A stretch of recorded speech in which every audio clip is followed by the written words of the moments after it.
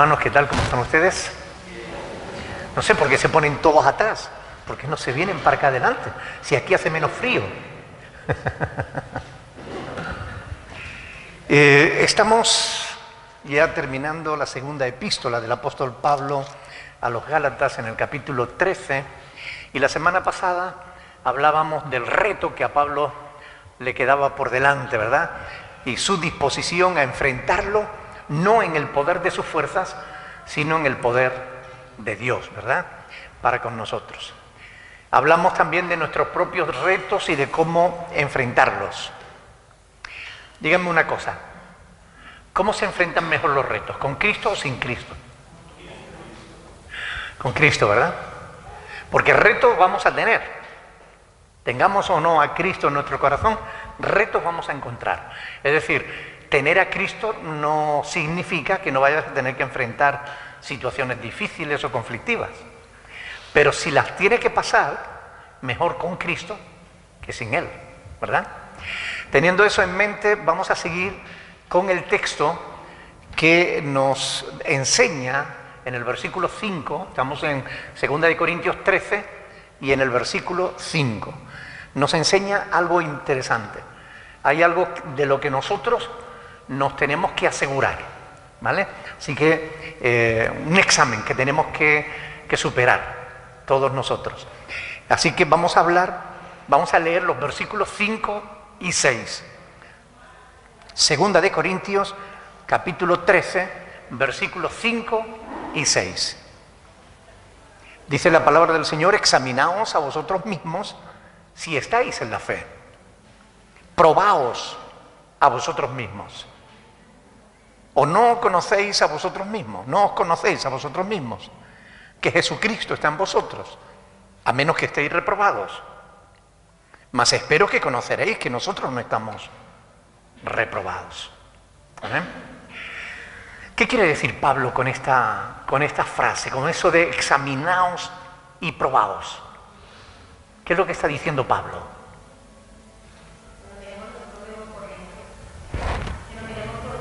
Que nos miremos por dentro a nosotros mismos, ¿no?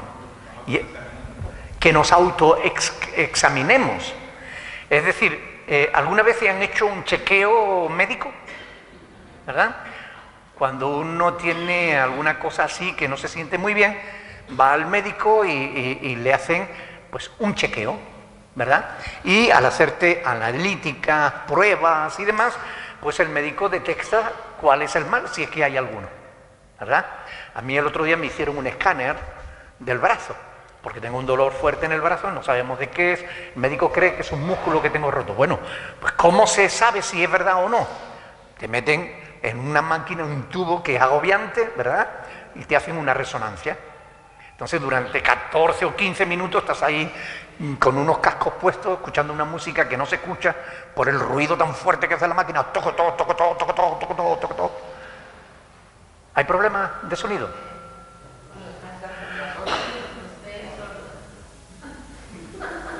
A ver, que cambie la pila. Ay, se están metiendo conmigo. Y yo diciendo, ¿qué me están diciendo? Que no se oye bien, que cambie la pila. No sabía lo que estaba... O sea, me están diciendo que, claro, como yo estoy sordo no escucho. Pues sí. Miren, lo escuchaba. Esos ruidos son tan grandes, tan fuertes, y además metido en un tubo, yo cerré los ojos y para no agobiarme, oré al Señor. Porque es un poco agobiante eso de la resonancia, la verdad. Yo no sé si ustedes se la han hecho, pero es agobiante. A mí me dio la chica un pulsador y me dice, si te agobia lo pulsa. Pero claro, yo pensé, a los 2 minutos que ya yo casi no aguantaba allí dentro, pues ustedes saben que tengo un solo pulmón y respiro muy mal. Entonces pensé, si después de 2 minutos aquí dentro pulso, me van a sacar y vamos a tener que comenzar otra vez de cero. Otros 14 minutos más 2 que ya llevo, no aguanto. Así que oré al Señor y punto. Pero bueno, ahora cuando vaya al médico, ya él, a la luz del escáner, me dirá, oiga, pues sí, es verdad que tiene un músculo roto, o mire que no tiene eso, simplemente tiene lo que sea, lo que me diga. ¿Qué? Mira que es mala, ¿eh? Mira que es mala. Que hay que repetir el escáner, ¿no? Qué mala es. ¿Cómo me quiere mi Anita, eh? Espérate cuando salga y verás. Eso es examinarnos a nosotros mismos. Hay formas de examinarnos, ¿verdad? Pero en este caso no se trata del cuerpo de lo que Pablo está hablando, ¿verdad? ¿De qué está hablando Pablo? De la fe, de lo espiritual. Y lo espiritual no se ve a simple vista, ni siquiera con un escáner. Nosotros, ustedes me pueden mirar el brazo, no me van a ver los músculos. Bueno, a lo mejor... No, mentira. Ustedes no me ven los músculos, porque están por dentro. Con el escáner sí se pueden ver. Pero hay cosas que ni con el escáner se pueden ver.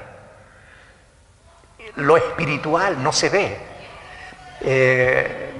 a simple vista. Ay, lo que hay en el corazón, ¿no? Entonces es muy importante esto. Igual que un chequeo médico, pero es un chequeo espiritual, lo que Pablo nos está diciendo que debemos hacernos. ¿Y cuál es el objetivo de ese examen? ¿Cuál debe ser? ¿Qué es lo que debemos buscar? A ver, ¿quién dijo? Que levante la mano. Lo malo que tengamos. Si somos aprobados o no. ¿Y quiénes serán aprobados y quiénes no? Porque ahí dice, versículo 5. Si estamos obrando de acuerdo a la voluntad de Dios. Lean el texto, versículo 5, Ana. Que Jesucristo esté en nosotros. La madurez. Pero ¿por qué se inventan cosas? ¿Por qué no leen el versículo? Si estamos en la fe. Ese es lo que tenemos que descubrir.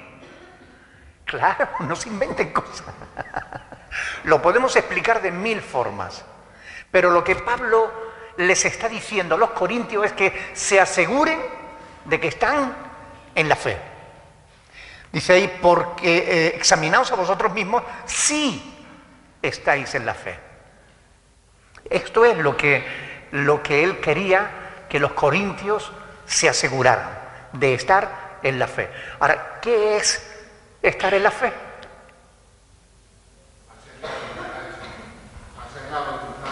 Hacer la voluntad de Dios. Jaime. Creer que Jesucristo es el Señor.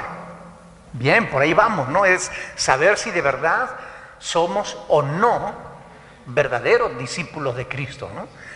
O por el contrario, resulta que hemos caído en las redes de una religión, ¿verdad? Porque puede ser que alguien esté equivocado en eso o no. Que alguien crea que está en la fe, pero en la fe que esté no sea en la fe de Jesucristo. A lo mejor está como el Papa Francisco. Él dice que, no sé si está demasiado fuerte esto o a mí me retumba. ¿Puedes bajar eso para regular un poquito porque me estás dejando sordo y yo ya estoy sordo? ¿Sabéis que el Papa Francisco decía que hay una virgen en Italia que le llaman la Virgen de los Sinvergüenzas? Porque todos los sinvergüenzas van allí. Y él contó una anécdota, una historia, ¿no? Que dice que cuando la gente se presenta delante de la Virgen María, ella hace así, cuando ve a alguno de ellos, le dice así que se esconda. Y entonces cuando van pasando todos los que tienen que entrar, y se cierra la puerta, después por la noche, ella va, le abre la puerta y los deja entrar, a los sinvergüenzas. Eso lo cuenta el Papa Francisco. Bueno, yo creo que más sinvergüenza que el Papa Francisco no lo hay. Porque decir eso es mentirle a la gente. Entonces, él dice que los que están en la fe de María tienen asegurado la entrada en el reino de los cielos. Pero eso no es lo que dice la palabra de Dios. Por tanto, si alguien está en la fe del Papa, ¿Está en la fe de Cristo? Evidentemente que no. Por eso es importante asegurarse. Por eso lo dice Pablo. Examinaos a vosotros mismos. Sí, estáis en la fe. Pero oiga, ¿en qué fe? En la de Jesucristo. Porque esa es la única que salva. ¿Ok? O la fe en San Pancracio te puede salvar. O en Santa Marta o en Santa Rita. ¿Verdad? Y esto es importante. Saber si somos verdaderos discípulos de Cristo o si hemos caído en brazos de la religión. El domingo hablábamos de esto, ¿no? De la diferencia entre la religión y la espiritualidad. Porque hay diferencia, ¿sí o no? Hay diferencia. ¿Qué es la religión?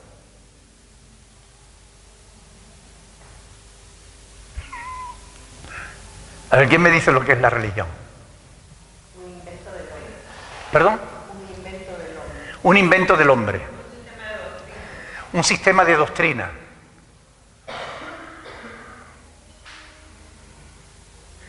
¿Quién más? A ver, pongamos un poco más de definición en lo que es la religión. ¿Cómo definiríamos lo que es la religión?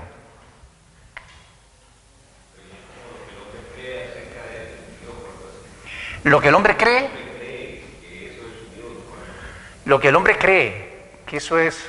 Bueno, la religión, dicho en palabras sencillas, es el convencimiento de ser hijo de Dios sin serlo. Eso es la religión. La religión te engaña, porque la religión te lleva a creer que eres un hijo de Dios cuando realmente no lo eres. ¿Verdad? Entonces, ¿ustedes creen que se puede caer en eso o no? De hecho, hay muchas personas que han caído en esa mentira, ¿no? Un ejemplo práctico, pues, el catolicismo, ¿no? Como hace un momento decía, ¿no? ¿Cuántos católicos creen que todos somos hijos de Dios? ¿Verdad? Ellos dicen, todos somos hijos de Dios. Y eso es lo que enseña la Iglesia Católica Romana. Todos somos hijos de Dios. Ahora, la verdad que enseña la Biblia es esa. ¿Qué enseña la Biblia? Que no todos somos hijos de Dios. Y esto es, una cosa es ser criatura de Dios y otra cosa es ser hijo de Dios. Son dos cosas diferentes que no hay que confundir. ¿Ok? Pero esa falsa doctrina lleva a muchos a creer que son hijos de Dios cuando no lo son. ¿Alguien puede poner otro ejemplo de lo que es religión, aparte de la Iglesia Católica? Testigos de Jehová. Y mormones. Y muchas iglesias evangélicas. Muchos falsos, ¿verdad? En muchas iglesias se predican evangelios que no son el verdadero. Y están creyendo que son cristianos y no lo son. Están creyendo que son hijos de Dios y no lo son. Por ejemplo, ¿ustedes creen que los miembros de la iglesia de Guillermo Maldonado, de Casluna, de Motesi, de Joel Osteen o de toda esta gente son verdaderos hijos de Dios? Cuando no se les está predicando el evangelio de Jesucristo. El evangelio de Cristo exige que el hombre se arrepienta de sus pecados, que viva conforme a la voluntad de Dios, que crea que Jesucristo, la obra de Cristo en la cruz es lo único que le salva. Pero esos mensajes no se predican en esos grupos, por tanto, se les dice pues que pueden alcanzar la felicidad, que pueden tener una vida mejor, que pueden hacerse, yo qué sé, pero les predican otras cosas, pero no le están predicando el evangelio de Cristo. Por tanto, muchos pueden estar creyendo que son hijos de Dios cuando realmente no lo son.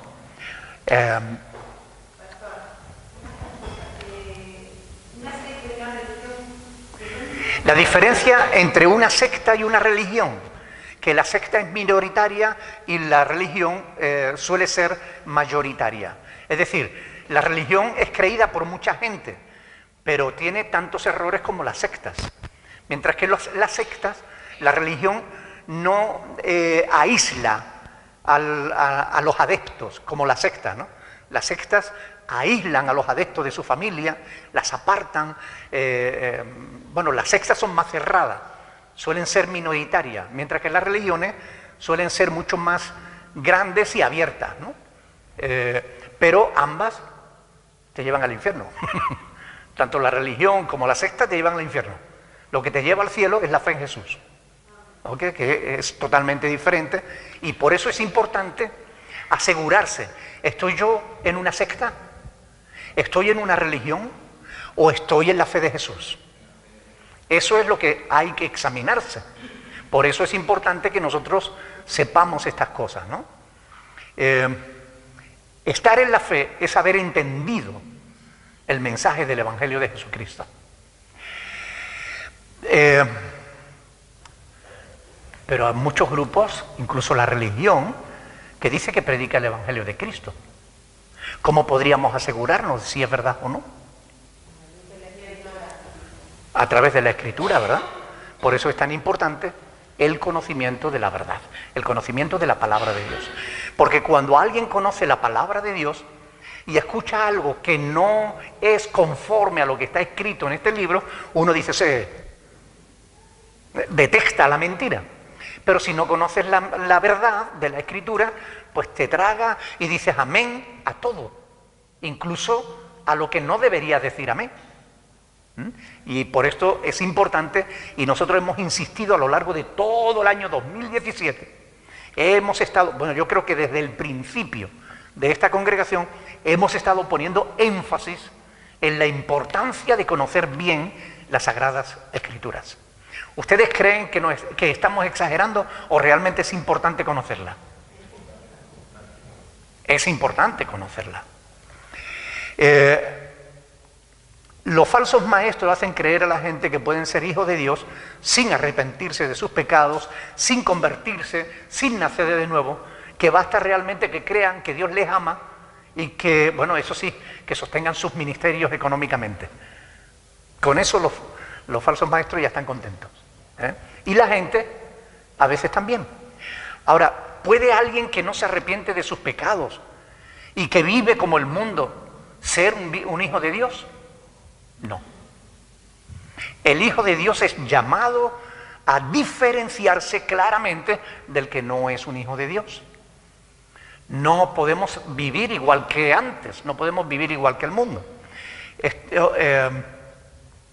Por tanto, hay que enfatizar. Una cosa es ser criatura de Dios y otra cosa es ser hijo de Dios. Somos criaturas, todos los hombres, todas las mujeres, es decir, todos los seres humanos, somos criaturas de Dios porque hemos sido creados por Dios. Pero ¿quiénes son los hijos de Dios? Los que creen en su nombre. Conocen el texto, ¿no? Juan 1 del 11 al... Vamos a ir al texto porque quiero llamar la atención sobre una cosa importante que se dice ahí, ¿no? Y que a veces nosotros conocemos el 11 y conocemos el 12, pero hay que conocer también el 13. Juan capítulo 1, versículo 11. Este lo conocemos todos. A los suyos vino y los suyos no le recibieron. El 12 también.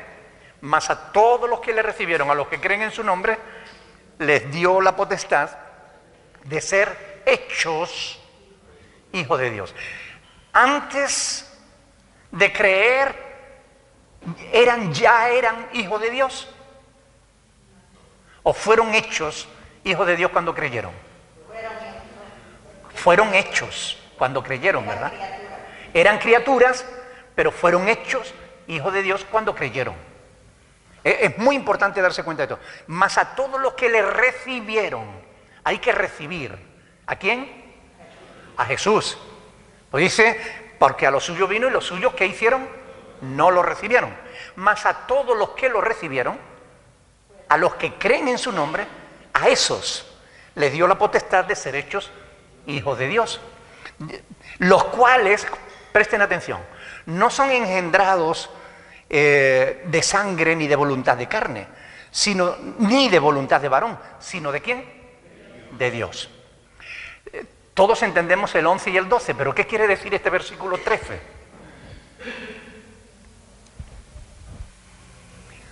los cuales no son engendrados de sangre, ni de voluntad de carne, ni de voluntad de varón, sino de Dios. ¿Qué?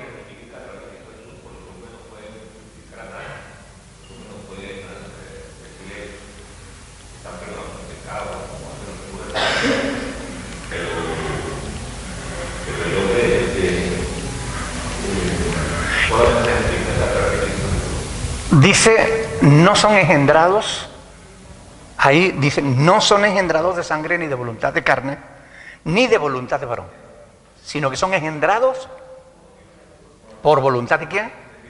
De Dios. Y esto es muy importante. Según los calvinistas, que como ustedes saben siempre se equivocan en las cosas importantes, ellos piensan que se refiere a que el ser humano no puede hacer nada para convertirse en hijo de Dios, sino que solamente aquellos que Dios quiere escoger como hijos suyos son los que van a ser hijos de Dios. Pero justamente el texto dice lo contrario. Si prestamos atención, lo que está diciendo el texto es que los que creen, ¿verdad? Los que reciben a Cristo y los que creen, a esos Dios ha querido. Esa es la voluntad de Dios. La voluntad de Dios es que solo los que reciben a Jesús, los que creen en su nombre, sean hijos de Dios. Por eso dice que no son engendrados de carne ni de voluntad de varón, sino de Dios. Es la voluntad soberana de Dios que todo el que reciba a Cristo y crea en su nombre sea hecho hijo de Dios. Los que no reciben a Jesús, los que no creen en su nombre, no son hijos de Dios. Nadie nace siendo hijo de Dios. Bueno, los hijos de los creyentes sí, ¿no? Tampoco. ¿Ok? Nadie nace siendo hijo de Dios. Nacemos siendo criatura de Dios. Pero para ser hijo de Dios tenemos que cumplir la voluntad de Dios. ¿Y cuál es la voluntad de Dios? Que recibamos a Cristo y creamos en su nombre. Es lo que nos dice. Más fuerte, que no me entero, Rafael. Ese es el nuevo nacimiento del que Jesús habló con Nicodemo, efectivamente. Nicodemo, que era un principal entre los judíos. Era uno de los miembros del Sanedrín. Y aún así, cuando él vino de noche buscando a Jesús, Jesús le dijo, si no nacieres de nuevo, no puedes ver el reino de Dios. Por tanto, ¿cómo nacemos de nuevo? ¿Cómo somos engendrados espiritualmente y nacemos espiritualmente? Recibiendo a Cristo y creyendo en su nombre. Es así, esa es la voluntad de Dios. Eso no es por voluntad de varón.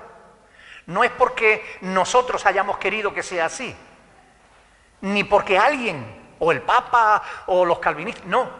¿Quién lo ha querido? Dios. Esa es su voluntad. Que se salven aquellos que reciban a Cristo como su Señor y su Salvador personal. Ahora,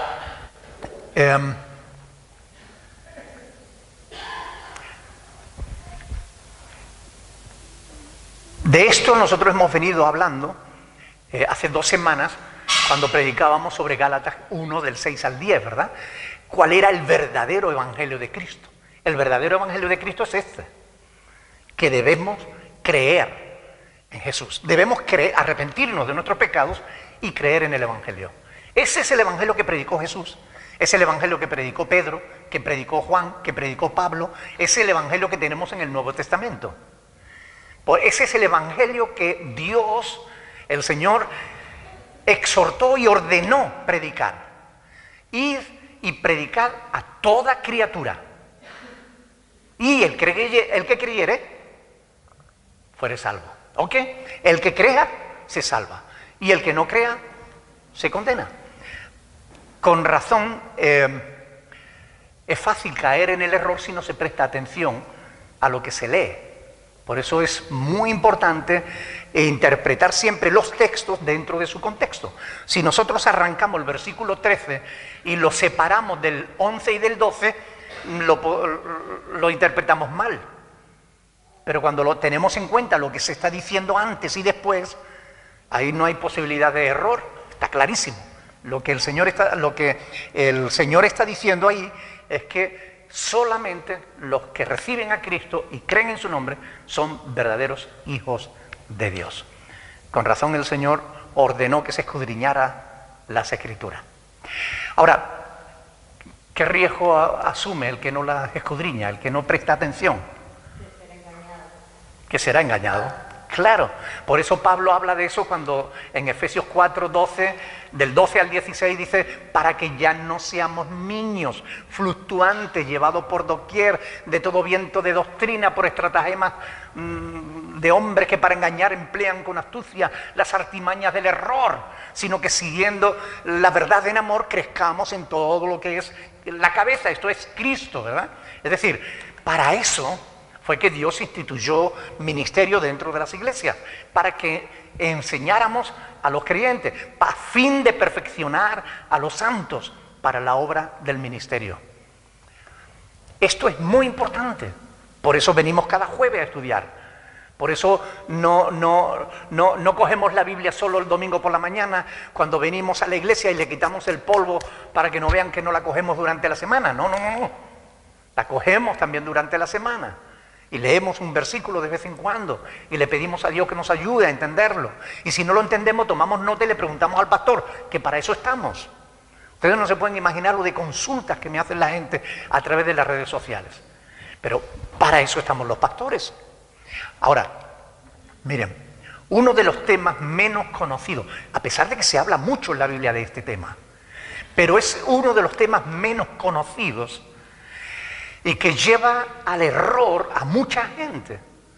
Por eso yo en esta tarde quiero hablarlo, aclararlo, para que ustedes no sean confundidos. Ustedes saben que la Biblia nos habla de 4 tipos de fe. ¿Lo sabían? Bueno, pues vamos a verlo, ¿vale? Vamos a ver 4 tipos diferentes de fe que nos encontramos en la Biblia. No saber distinguir una de otra nos lleva al error. Por eso mucha gente se confunde con facilidad, porque cogen un texto que habla de una fe y la aplica para otra fe y así se equivocan. Entonces es muy importante conocer en profundidad la Escritura. Primero, vamos a ir, la primera fe de la que, ¿cómo decirlo? La fe del que dice que solo cree. Yo solo creo en lo que veo. ¿Han oído a alguien afirmar eso? Yo no creo en lo que no veo. Yo creo en lo que veo. Eso no es fe, ¿no? Tomás, por ejemplo, ¿no? Sí, es un tipo de fe. Él cree que si no lo ve, no existe. Eso es un creer, eso es una postura de fe. Yo no creo lo que no veo. Fíjense que Santiago, capítulo 2, versículo 19, claro, Santiago 2:19 dice que tú crees que Dios es uno y bien haces, pero también los demonios creen y tiemblan. Los demonios creen. ¿Pero por qué creen? Porque ven. Ellos ven a Dios y saben que Dios está ahí y que es poderoso, por eso tiemblan. Pero creen, eso es una fe, es un tipo de fe. Hay gente que tiene esta fe. Y miren, curiosamente, hay gente que practica esta fe siendo miembro de las iglesias. Caso que ponía Rafael, por ejemplo, ¿no? Tomás era un seguidor de Cristo. Y no solamente un seguidor cualquiera, era un apóstol de Jesús. Y él dice, cuando los apóstoles le dijeron que habían visto a Jesús resucitado, ¿qué dijo él? Si yo no lo veo y de tal manera que yo pueda meter mis dedos en su costado, no creeré. Es decir, yo no creo en lo que no veo. Ese es un tipo de fe, pero es una fe que no salva a nadie, ¿verdad? Porque es una fe humanista. En el siglo XVIII, a final del siglo XVIII, principio del siglo XIX, en el periodo que se llama de la Ilustración, hubo muchos estudiosos Y curiosamente, escuchen bien, también entre los pastores hubo muchos estudiosos que comenzaron a rechazar de la Biblia todo aquello que no fuera razonable, todo aquello que no se pudiera ver. No es difícil entender que les llevó a acabar no creyendo en Dios. Porque claro, si no crees en lo que no ves y a Dios no le vemos, pues acaban no creyendo en Dios. Empezaron rechazando los milagros, tratando de darles explicaciones racionales. No, miren, en algunas Biblias católicas, yo lo he leído, tengo la Biblia arriba, la Nácar Colunga, por ejemplo, o la Biblia de autores cristianos. En varias Biblias católicas se dice, por ejemplo, que cuando el pueblo de Israel en su salida de Egipto atravesó el Mar Rojo, dice, no es que Dios abriera las aguas, eso es metafórico, porque ¿quién ha visto alguna vez que el mar se abra? Eso es que pasaron por un lado donde solamente había una cuarta de agua. Claro, yo digo, milagro de todas formas, porque es un milagro que en una cuarta de agua se ahogue todo un ejército, con caballos y todo, ¿verdad? Sigue siendo un milagro. No, mire, no es que Dios, cuando el pueblo de Israel se quejó y les mandó carne, los cuervos, no es que Dios le mandara los cuervos. Es que en aquella época, en aquel lugar, pasaban las bandadas que iban de tal sitio a tal sitio y entonces ellos aprovechaban para cazarlo. Mire, esa es la fe del que no cree en lo que no ve, del que cree que todo lo milagroso es mentira. Hay muchos cristianos, entre comillas, que tienen esa fe, pero es una fe falsa, es una fe humanista, es una fe basada en lo que el hombre puede. Si yo no puedo, nadie puede. Eso es mentira, pero es una fe. Y la Biblia habla de eso. Santiago capítulo 2, versículo 17. Ahora, esta fe la tiene mucha gente, ¿ok? Todos somos capaces de creer en lo que vemos, pero lo que la palabra de Dios nos demanda es que seamos capaces de creer en lo que no vemos, ¿verdad? Esa es la otra fe. Mire, la segunda fe, la fe que Dios demanda, subrayan esa palabra, la fe que Dios exige a todo ser humano. Es la fe que tú tienes que depositar en el mensaje del Evangelio cuando se te predica. Dios exige que todo ser humano crea en el mensaje del Evangelio. Es una demanda de Dios.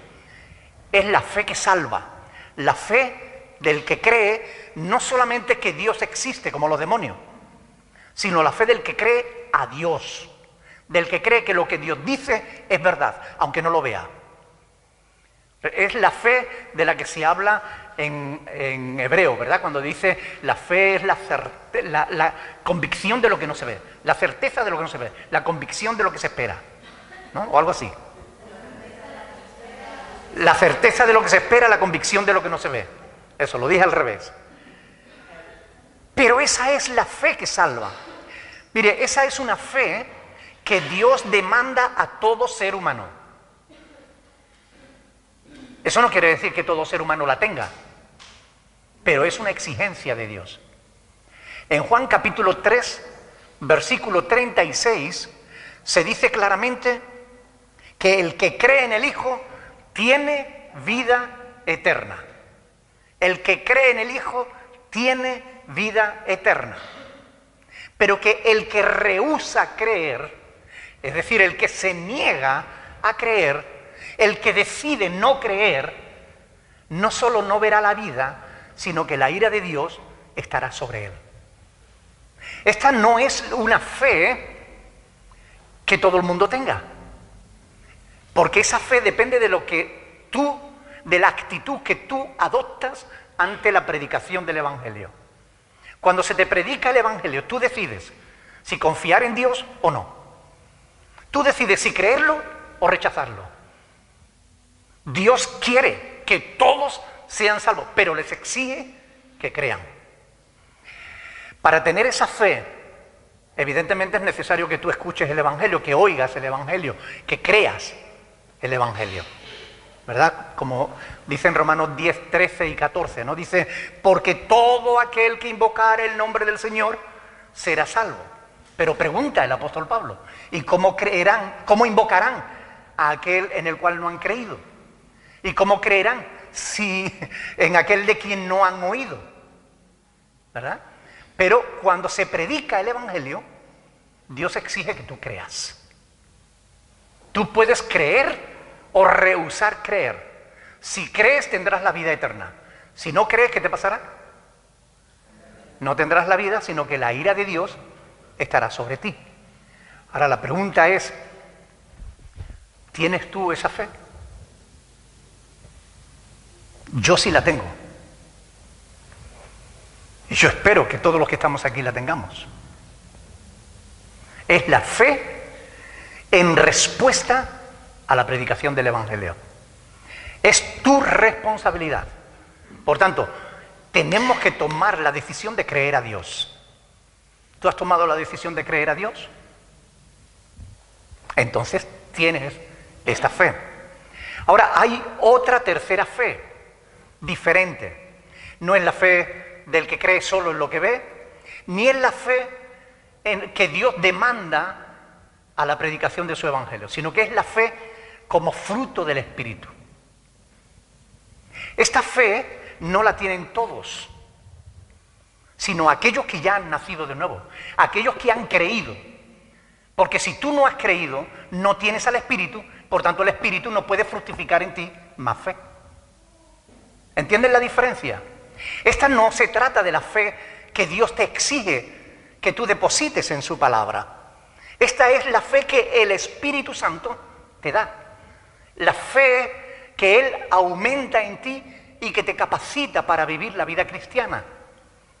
Es la fe que se aumenta a esa primera fe que tú depositas en el Evangelio. Primero tú crees y después cuando el Espíritu Santo viene a tu vida, Él te da una medida de fe. ¿Recuerdan que el apóstol Pablo habla en Gálatas 5:22 de los frutos del Espíritu? Dice amor, gozo, paz, benignidad, paciencia, bondad, fe. Fe es un fruto del Espíritu. Pero este fruto no lo puede recibir alguien que no sea hijo de Dios. Y para ser hijo de Dios ya ha tenido que creer en el Evangelio. Pero esa fe del que cree en el Evangelio no es la fe del fruto del Espíritu. La fe del fruto del Espíritu es la fe que el Espíritu, cuando ya está en tu vida, Él te da una mayor medida de fe.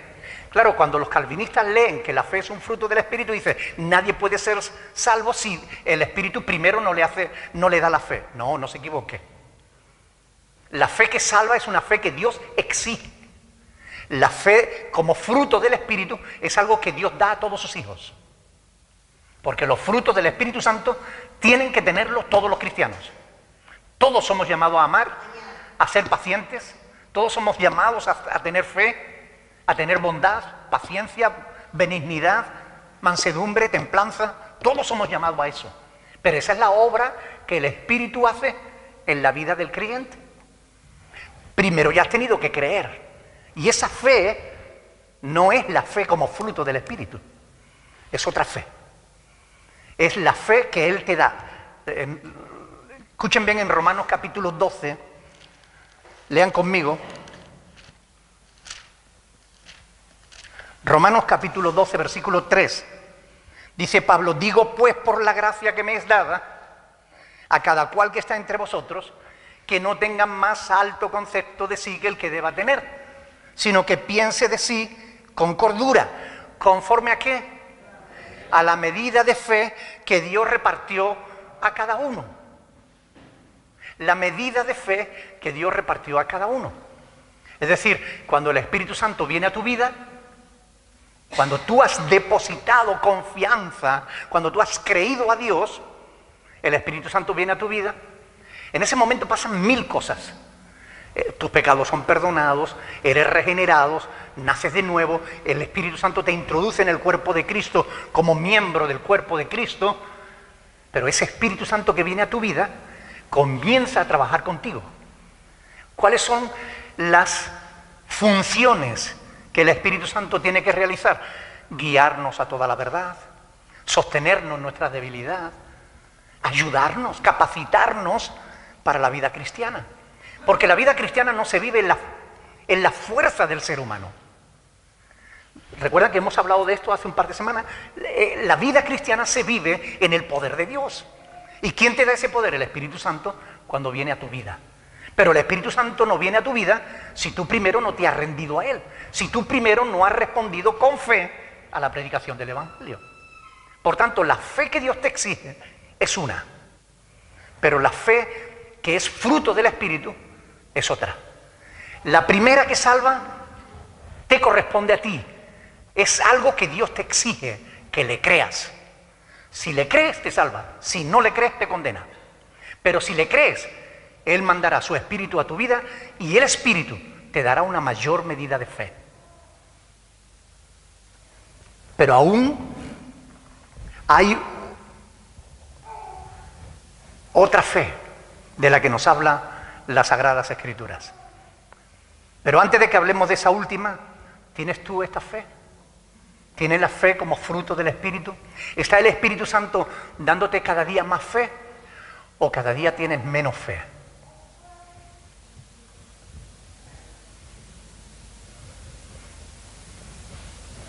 Porque tendríamos que examinarnos a nosotros mismos, ¿no?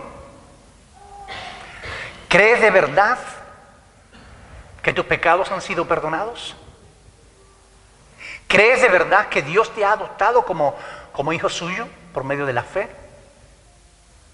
¿Crees de verdad que puedes llegar a agradar a Dios en el poder del Espíritu Santo? Si lo crees, es porque has creído en el Evangelio y tienes al Espíritu Santo que te capacita para seguir creyendo, para seguir viviendo la vida cristiana. Es decir, tiene la segunda y la tercera fe. Ahora hay una cuarta más. Repito, esta que hemos hablado no es la que salva es la que Dios te exige. Esta es fruto del Espíritu. Y por último está la cuarta fe, que es la que el Espíritu Santo da como don, que es una fe sobrenatural para creer más allá de, bueno, como lo dice en 1 Corintios capítulo 12, versículo del 8 al 9. 1 Corintios 12 del 8 al 9. Escuchen bien, esto ahora no está hablando de fruto, ahora está hablando de ¿qué? De dones. Un don es un regalo que Dios te da. 1 Corintios 12, versículo 8. Dice, porque a este es dada por el Espíritu palabra de sabiduría, a otro palabra de ciencia según el mismo Espíritu, a otro ¿qué? Fe por el mismo Espíritu, y a otros dones de sanidades por el mismo Espíritu. Más adelante nos dirá que no todos tenemos dones de sanidad, ni dones de milagro, ni todos hablamos en lengua y tal. Por tanto, los dones no los tienen, digamos, todos los creyentes no tienen todos los dones, sino que esta fe, que es un don de Dios, solo la tienen algunas personas que han recibido esa capacidad de creer a Dios más allá de lo natural, ¿ok? Más allá de las fuerzas humanas. Es un don, un regalo que Dios da a algunas personas. Muy poca gente puede decir que tiene esta fe sobrenatural, este don de fe, o mejor dicho, poca gente puede demostrarlo, porque decirlo pueden decirlo mucho, ¿ok? Como muchos dicen que tienen el don de sanidad, pero yo cada vez que alguien me dice que tiene el don de sanidad, le invito a que vaya al hospital más cercano, que vaya al departamento de cuidados paliativos donde está la gente ya desahuciada y que vaya allí y lo demuestre, sanando a toda esa gente. Si usted tiene el don de sanidad, vaya y demuéstralo, porque no es cuestión de hablar, es cuestión de demostrarlo. Y en estas cuestiones pasa lo mismo. Si usted dice que tiene el don de fe, uy, pastor, yo tengo un don de fe. Bueno, si tú tienes el don de fe, demuéstralo. Y el que tiene el don de fe no es una persona que se angustia al menor problema. ni que su fe es como un tío vivo. No, no, el tío vivo es el que da vuelta, ¿no? En la montaña rusa. El que tiene don de fe es alguien que siempre está arriba de la montaña, porque cree más allá de lo natural. Es capaz de creer a Dios. Como la fe de Elías, por ejemplo, ¿no? Que es alguien que tenía fe para creer que Dios no iba a dejar caer sus palabras al suelo. Él dijo, miren, pongan ahí un toro ahí cuarteado, que ustedes clamen a sus dioses y que baje fuego del cielo. Si Baal, que es vuestro Dios, hace que caiga fuego del cielo, vale, vuestro Dios será el verdadero. Ahora, si no, me dejan que yo pruebe. Y allá cuando le tocó a él, porque los profetas de Baal no lo consiguieron, él se burlaba de ellos diciéndole, gritan más fuerte, a lo mejor está dormido. Cuando le tocó a él, le dijo, no, espere, ahora me toca a mí, pero todavía no. Hagan una cerca, una zanja alrededor. Echen agua y echen agua. Le echaron agua al toro hasta que se llenó la zanja. Y entonces Elías clamó a Dios sabiendo que Dios no lo iba a defraudar. Esa fe sobrenatural es un don que Dios da a algunas personas para creer más allá de lo natural. ¿Ok? Ojalá yo tuviera ese don. Yo no la tengo. Yo tengo fe. Yo creo a Dios y por eso creo que soy salvo. Yo tengo una medida de fe que el Espíritu Santo me ha dado como fruto. Y le pido que cada día aumente esa medida de fe. Pero el don de fe no lo tengo todavía.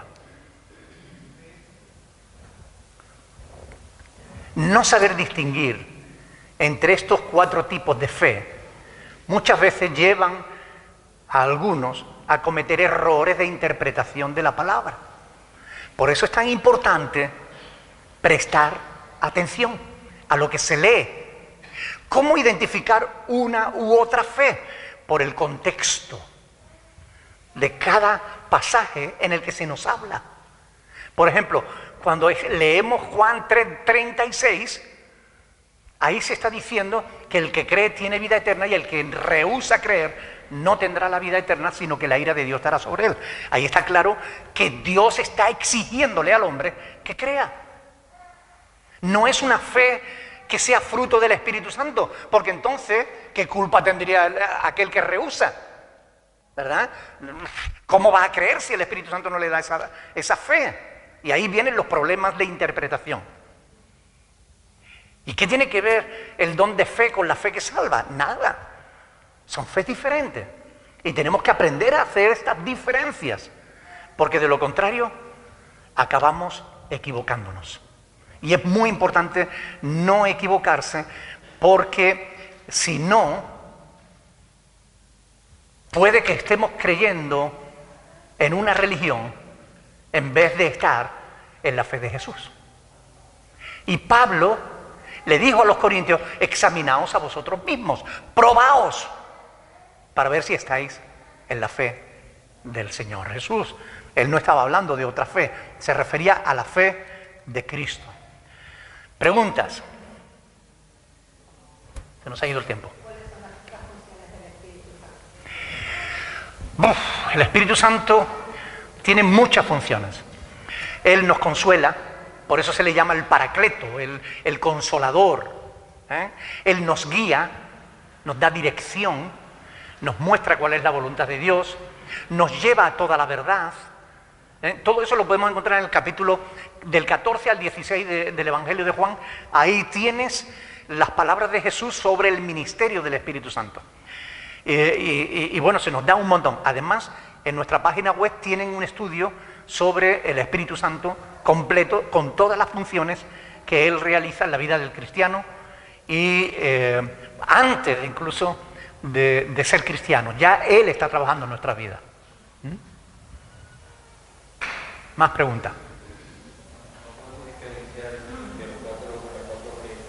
¿Qué grado de entendimiento, de conocimiento tenga uno acerca de cada uno de los que entienden o lo sienten? La fe no es cuestión de sentimiento.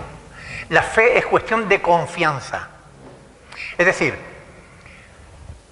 la fe que salva es la actitud del corazón que al escuchar el Evangelio se inclina a creer a Dios. Esa fe no es cuestión de sentimiento, sino es cuestión de decisión, de decir sí. Por ejemplo, cuando yo oí por primera vez el Evangelio, me acuerdo exactamente del día y me acuerdo exactamente del sermón que estaba predicando el pastor, que era un pastor de Madrid, que visitaba la iglesia porque estaba en la reinauguración, después de una reforma que se habían hecho en la iglesia en Jerez, pues se estaba reinaugurando por segunda vez la iglesia. Y el pastor Blanco de Madrid, él estaba predicando, Ramón Blanco, estaba predicando sobre las 3 anclas del creyente, basada en 1 Corintios cuando dice la fe, la esperanza y el amor. Él predicó de tal modo que yo estaba oyendo y de verdad mi actitud era de recibir esas palabras. Yo estaba creyendo realmente que de alguna manera Dios me estaba hablando por el mensaje de la Escritura. Cuando él citaba los textos de la palabra de Dios, bueno, yo estaba escuchando, y cuando él dijo, ¿quién quiere recibir a Cristo como su Señor y su Salvador personal? Yo dije yo. Es decir, decidí creer a Dios. Decidí tomar la decisión de seguir investigando más sobre esa fe. Esa fue la primera fe, la fe que me hizo creer, abrir el corazón al Espíritu de Dios. Después, una vez ya con el Espíritu dentro, escudriñando las Sagradas Escrituras, el Espíritu Santo te va dando cada vez una medida distinta de fe. ¿Ok? Pero no es cuestión de sentimiento, es cuestión de confianza, de creer a Dios, de creerle a Él, de estar seguro que lo que Dios dice es verdad, que Él es poderoso para hacer lo que quiera porque es el Todopoderoso. Yo creo que Él es el Todopoderoso. Por ejemplo, yo creo que Cristo sigue vivo. Hoy, aquí, yo creo que Cristo sigue vivo. Y yo sé que Él está a la diestra del Padre. Pero por el Espíritu Santo, yo sé que Él también está aquí. Por su Espíritu Santo. Porque Él dijo, donde haya 2 o 3 congregados en mi nombre, allí estoy yo en medio de ellos. Y Él dijo, y no os dejaré, dice, estaré con vosotros todos los días hasta el fin del mundo. Yo creo eso. Yo creo en la presencia de Dios en la iglesia. Yo creo en el ministerio del Espíritu Santo. Yo creo que el Espíritu Santo sigue convenciendo de justicia, de pecado y de juicio. Yo creo que el Espíritu Santo sigue guiándonos a toda la verdad. Yo creo que el Espíritu Santo sigue dándonos fuerza cuando nosotros ya no tenemos ninguna. Yo creo eso. Y lo creo. O sea, ¿por qué? Pues porque me parece ilógico no creerlo. Alguno dice, es que la fe es una locura. Más locura es no creer. Porque mire, si yo saco la fe de mi vida, lo único que me quedan son interrogantes. Preguntas sin respuestas. Creo en Dios y todas las preguntas encuentran su justa respuesta. Es más inteligente creer en Dios que no creer. Aunque solo sea por si acaso. Claro, porque si al final resulta que Dios no existe y yo vivo toda mi vida creyendo que Dios sí existe, yo no he perdido nada. Mi vida es mejor desde que creo en Cristo que antes de creer en Cristo. Ahora, si al final de mi vida descubro que Dios existe, fantástico, no he perdido nada. Pero ¿y si vivo pensando que no y resulta que sí? Entonces sí que iba a perder. Así que es más inteligente a todas luces creer en Dios que no creer. Amén. ¿Alguna más pregunta? Pues entonces oramos al Señor dándole gracias por su palabra y escudriñen la Escritura. Por favor, yo les ruego que siempre que vayan a leer las Escrituras, les pido por favor, siempre que vayan a leer las Escrituras, incluso antes de abrirla, oren, porque esto no es un libro cualquiera. Esto no lo ha escrito Stephen Hinn, ni Noah Gordon, ni lo ha escrito Javier Sabater. Miren, Stephen Hinn Noah Gordon, escriben novelas inventadas por ellos. Javier Sabater escribe tonterías. Se considera que es un filósofo y dice cada tontería que yo no me explico cómo ese hombre puede vender libros. O mejor dicho, no me explico cómo puede haber gente que compre libros de este hombre. Pero bueno, esto no es un libro cualquiera. Es palabra de Dios, inspirada por Dios. Entonces, antes de leerla, pídanle a Dios que Él le ilumine para poder ver lo que otros no ven. Esa es la clave. Señor, ayúdame a ver lo que otros no ven. Ayúdame a entender tu palabra. Es así de fácil, es así de sencillo. Cuando tú oras y abres la palabra de Dios, es como si se encendiera la luz. Si tú vas a la Biblia sin orar, no es lo mismo. Porque vas en tu fuerza, en tu conocimiento, y tu conocimiento está limitado. Pero si oras, es el Espíritu Santo el que te revela. Y el Espíritu Santo es todopoderoso. Amén. Bueno, oremos al Señor. Vamos a darle gracias por su palabra y vamos a pedirle a Dios que nos enseñe a disfrutar de ella. Alguien que quiera orar, por favor. Sí, Padre, te damos muchísimas gracias, Señor, porque cada día, Señor, nos muestra que tú eres grande, que tú eres poderoso. Nos muestra que vivir en ti, Señor, es maravilloso. Amén. Permítanos, Señor, disfrutar de esa fe que tu Espíritu Santo pone en cada uno de nosotros, Señor. Ayúdanos, Señor, a seguirte, a escudriñar tu palabra, Señor, a vivirla. Amén. Gracias, Señor, por lo que tú nos das. Quédate con nosotros, Señor, y que tu Espíritu Santo nos siga guiando, Padre. Te lo pedimos y te lo suplicamos en el dulce nombre de tu Hijo. Amén. Dios le bendiga, mis hermanos.